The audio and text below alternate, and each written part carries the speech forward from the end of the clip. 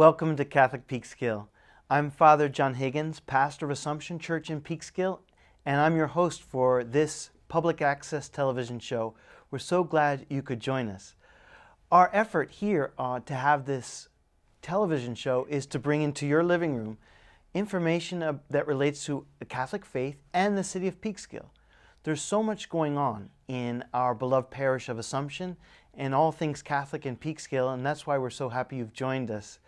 Now, anyone who has come to Assumption Church, most particularly at the 5 p.m. Saturday evening Mass, that's the Vigil Mass for Sunday, or at 8 o'clock in the morning, or any of our special events, perhaps a funeral or a wedding, has been struck by the extraordinary musical ministry that you found there. Many have been touched liturgically and musically, and the experience of Holy Mass is lifted up and elevated by music.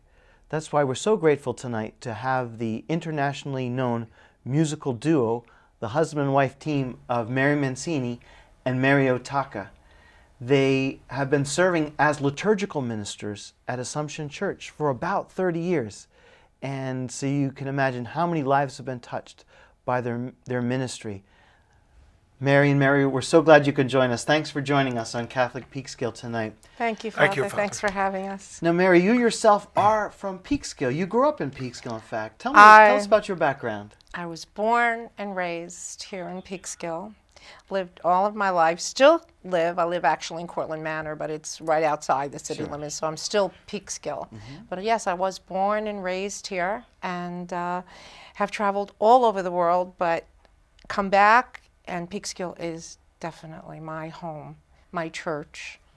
Been going there for, I'm not going to date myself. No mathematics here. No mathematics. And for yourself, Mario, also from an extraordinary musical background as a world-class accordion artist, you were born in Italy but grew up in France, came to this country. Tell us a little bit about your background. Okay, as you mentioned, I was born in the Abruzzi region of Italy, which is the central Italy. And as a young baby, my family moved to France. And that's when I started my musical education. And you started with the accordion. Accordion, yes. We had a family friend who used to come every Sunday to visit my parents. And he would bring his little accordion and play. And I used to sit there and watch him like a hawk. I used to watch him play. And one time he left the accordion at our house, but he left it to my brother because he used to play mainly by ear. He wouldn't let me touch it. He would actually lock it in the closet. But when he left for United States, I was able to play. And that's when I started my... I used to ask my mom to sing some Italian folk songs, and I used to memorize them, just like that. So my dad realized that I had some musical talent, and he took me to my first teacher. So that's how I got started with the accordion, because the accordion was very popular in France, still is today. So, and then of course I studied at the Gonzaga Conservatory in Milan. Accordion was my main instrument, but I studied piano, theory, composition. Eventually got my hands on the organ. When I moved to this country with my family, I participated at some of the international competitions. I won the state, national, international competition on the accordion, and I was able to travel throughout the world.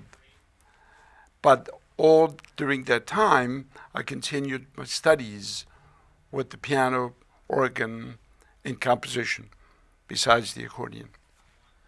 Now, I know our regular viewers who tune into Catholic Peekskill know that the introductory music is from an old recording done at midnight Mass, and if you look at the label, it would also say that Mary Mancini is soloist. How did you get involved in liturgical ministry yourself? I think every artist singer, instrumentalist. We all have mentors, great mentors. I was blessed to have Howard Preminger, who was the organist at Assumption at that time. He was a Juilliard graduate, brilliant musician. And we had a large choir, and of course I attended school K through 8 at Assumption School. Okay. And he was involved in music in the school as well. And he recognized that I had a special talent, so he asked me to join the choir. So I joined the choir. I was about not quite 12. And soon he realized that he could ask me to sing soprano if he needed, or alto if he needed. And I became a member of the Assumption Choir. And then as years went on, I did a lot of solo work there, and just went into doing mostly solo work. And then of course, I started, I have over 20 years of vocal study with great coaches and teachers, and again, mentors that helped me move forward, mentors that give you courage and inspiration and recognize, where there is a special talent. Because sometimes, parents are always proud of their children for their accomplishments, but the mentors are the people that really you look up to for guidance. And I had that with Howard Preminger. He helped me find my first voice teacher, and knew I was very serious about it, and that's how I started. So now, coming to Assumption Church, you have Mario at the keyboards, the beautiful voice of Mary Mancini. That's your liturgical work, and I want to come back to that, but you also have an extensive secular career. Tell us a little bit about your secular career, Mary. Well, the secular career, the liturgical career was, of course, at a very early age. And in addition to going to Assumption School and being such an important part of the church, and even as a student at that time, we did many things to be part of the church. And but I think the best way to answer that is when I started taking voice lessons, my teacher was in Manhattan, and she asked me while I was studying, she wanted me to come to New York to do some concerts for various organizations or in various theaters, and so I was concertizing at that time, completely secular, non-liturgical, and I started studying languages, and I sing in 8 languages, and I was tutored for each language individually by professors of the languages, and so that was in addition to my vocal. So then I started doing more and more concerts, and then when Mario and I met and got married, because we're both in the same business, that's really how we met. Sure. And we started.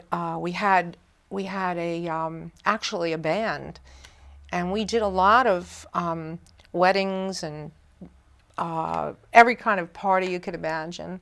And then we realized that we really felt strongly that we should go into the show circuit, to just travel and do shows instead of doing 4-hour weddings or 4-hour parties or so forth. And then we started went to different agents and began to do more and more of that. And then we spread out across the United States. Then we were invited by the government of the People's Republic of China to go there. Then we were invited back for a concert tour. Tell us a little bit about that experience in China. That must have been an extraordinary experience. Yeah, that was. It was really. It's almost like a dream, because we both were featured soloists with symphonies in Beijing and 4 other cities, and we spent like over a month there twice, and we were able to do every kind of music, and the government had agreed that we would be able to also do sacred music there. And so that was amazing, because the people there crave it. They crave music. And we were going to areas of China that were deprived musically, culturally. They were hungry for all of this, hungry for music. And we were, very honored, really, to be asked to go there, meet with heads of states, commit to the culture, commit to exchange of the arts. And Mario, maybe you could tell a little bit about your master classes at the universities. Yeah. Well, I also wanted to add that the people themselves were very interested in our family life. Yeah. They wanted to know about your children, grandchildren, how family life was in the United States. They were curious. And when we went back the second time, some of the people that saw us the first time came back to see us with photographs from 5 years prior. Wow. Yeah, So they were very friendly. And I also have to add that the food was excellent. See, we always The get food around to was food, really authentic. Authentic. The best Chinese food you ever have. I know that you're a world-renowned accordion artist, many recordings, and a master teacher. Tell us about your professional career as an accordionist. Well, if I can stay in China, I did 2 master classes for children from the age of 7 to 12. And there were about 100 in each class. And I can tell you that for 2 hours, these young people sat there and listened quietly, like you've never seen before. And through of course, I spoke to them through an interpreter. And they would ask questions, and the interpreter in turn would relay the question to me in English. But I was amazed at their total focus, their total. I was totally amazed by their discipline in music, even at that age. And we don't see as much of that in this country. That's for unfortunately. Sure. Yeah. It takes So- great discipline to master the Yeah. accordion. It takes great coordination. I Yeah, can only there imagine. are a lot of great young aspiring accordionists in China at international level these days because they spend a lot of time with the instrument. Well, it's 2 hands, and of course, then as you know too, with the organ, it's not only 2 hands; it's 2 feet. Well, yeah, Right? It's Sure. the organ, tremendous coordination. especially the pipe organ, is always a challenge, and I just love to play the organ because it's an extension. Think of it this way: the organ has got the highest notes and the lowest notes of any instrument, between the manuals and the pedals. So the organ is a never-ending challenge for music because there's so much music written for it, and you can keep learning and learning forever. And, Yeah. and Assumption Church, and Mario tells everyone, like, you have to hear this pipe organ, because today, as you know, so many of the churches have gone to the electronic Right, organ. right.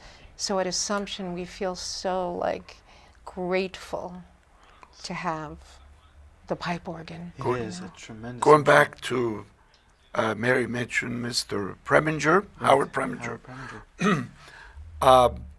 When I was young, I also went to the Assumption Okay. because you my parents lived in Depew Street in Peekskill Wow. for a while. So I used to go and sit upstairs because I wanted to watch Howard Preminger play the organ. Okay. But I never thought that I'd be taking his seat one of these days. Imagine. See, for me, the one of the highlights. Speaking of the year, it's always a great blessing to have the Christmas concert. For me, that shows off both the liturgical and secular talents that you bring to our parish. And that Christmas concert is always one of the highlights. What is that like for you for that Christmas concert? A highlight. It is. It's a great highlight. And people that know us, friends, family, they know how much we love Christmas. They know that. We're just to me,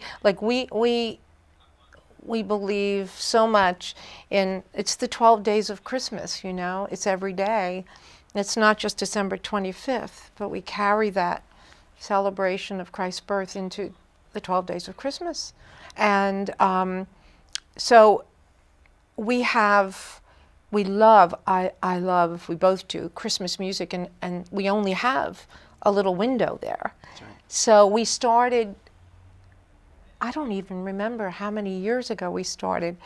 We actually decided to do it sort of like as a fundraiser. True enough. That's how it started out, and with the two of us.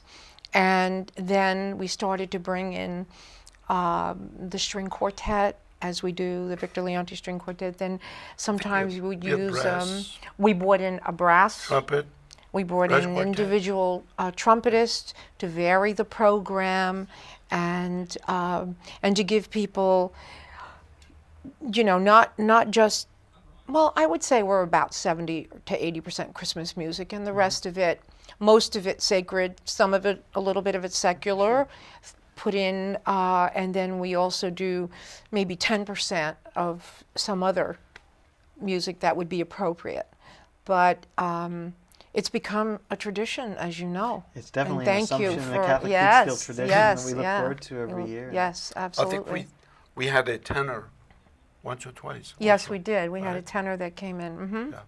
So we like to vary it, but then, we're all creatures of habit, so people come expecting With their favorites. their favorites and Sure. some of the same things. So we try to diversify a little bit, do maybe a little different things, and do something different every year to keep people, on their toes.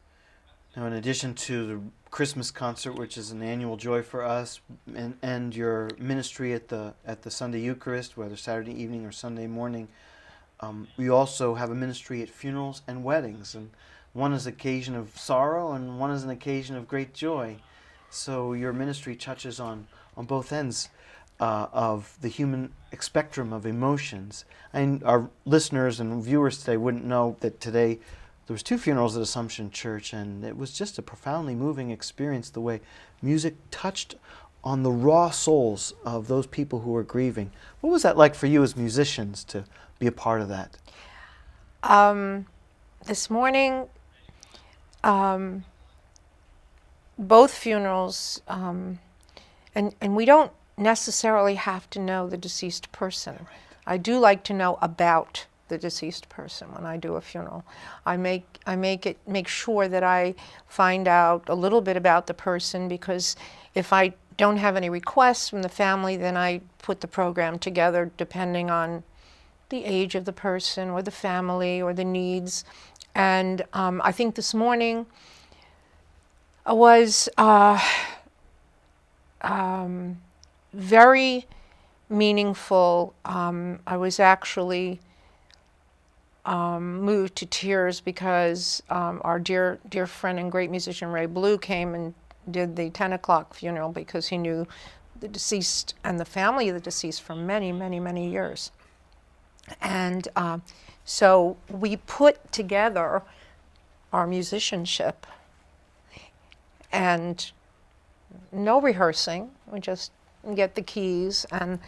But I think what's the greatest part of it, and in answer to your question, that our hearts and souls are into the music and into God's message to nurture and to comfort the people that are sitting downstairs, that the words of your words, you were the celebrant for one of the funerals, and Father Vernon for the other.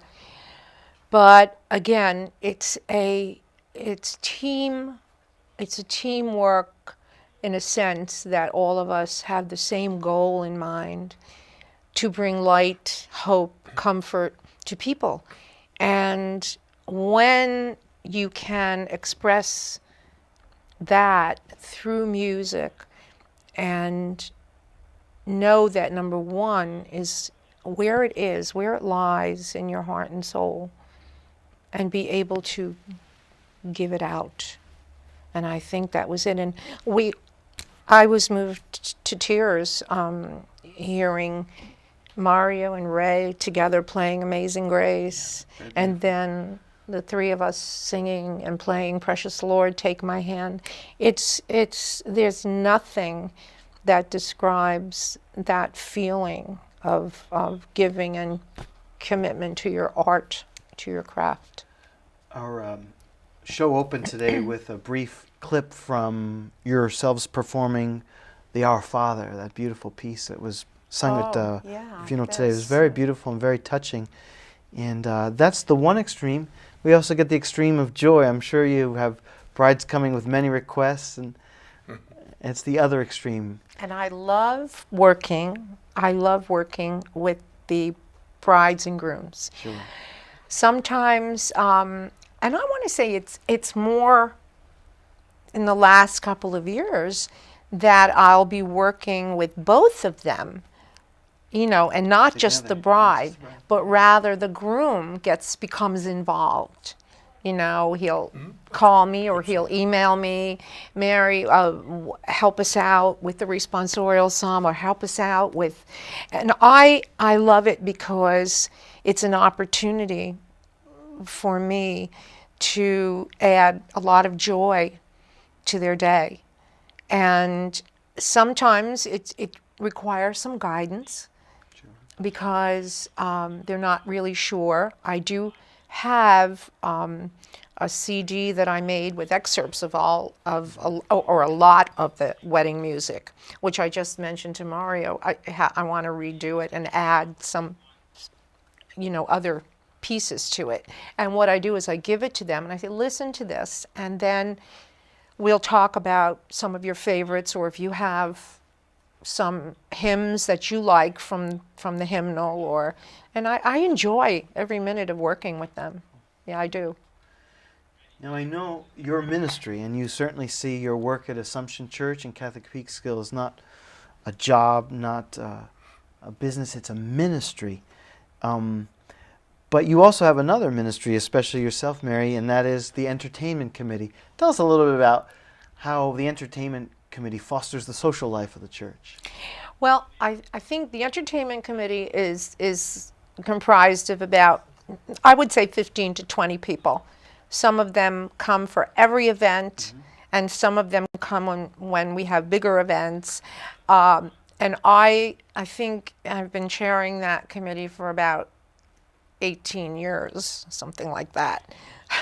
I can't say enough about this committee, because they are always ready to get on board, plan whatever events are coming up at the church, whatever, like we have the couple celebration in this past February that you have for Valentine's Day, and they just band together, and we make arrangements for the food and decorate the Father Wilson Hall.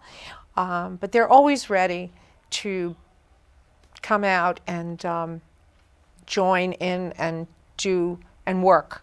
They're great workers. And I think I love it for a few reasons.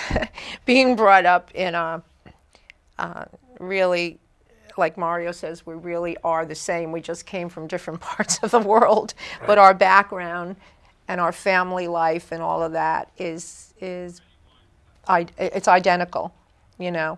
And I think the passion that I have for, I think there's a lot to be said for the social part of the church. I think that people love to get together. I mean, there are those people who are really, they have a lot going on in their lives. But then there's that percentage of people, they really don't have a lot. So they rely on their church family a lot more maybe than the person next door. And I think that the social interaction, and for even a lot of members of the committee, they just love to be part of that, you know. And I think it's healthy and it's good. Well, I certainly, as pastor, appreciate the great work of the entertainment committee, but not only that, the great work that you do as liturgical musicians. Over and above your secular career, what you do adds tremendous amount to Catholic life in Peekskill, and we're so grateful to you. Thanks also for joining us on the show. It's great to have you here. Oh, and our pleasure. It's been a pleasure. It's a pleasure. Thank you so much. And you know, we just I wanted to just say, if I have time to say one more thing, please, about the many years that I attended Assumption School, have been part of Assumption Parish. There's one thing that's consistent that I find. And that is the leadership, the commitment of the priests that have been there. Our priests, you, of course, Monsignor residing there, sure. Monsignor Ansbro, who's been there for so many years. But consistently, I've seen that wonderful leadership, like the shepherd of the flock who guides the people, and we certainly have that at Assumption Church. Thank you, Mary and Maria. Thank you so much. We're so grateful to you, and want to thank our studio audience. Thank you so much for joining us in Catholic Peekskill. Why not come by Assumption Church? Come by on a Saturday evening at 5 o'clock, and you'll hear the wonderful talent of Mary and Mario. If you're not, you could also join us on our website or our Catholic Peekskill YouTube channel. We're so grateful for your joining us. I'm Father John Higgins, and this has been Catholic Peekskill.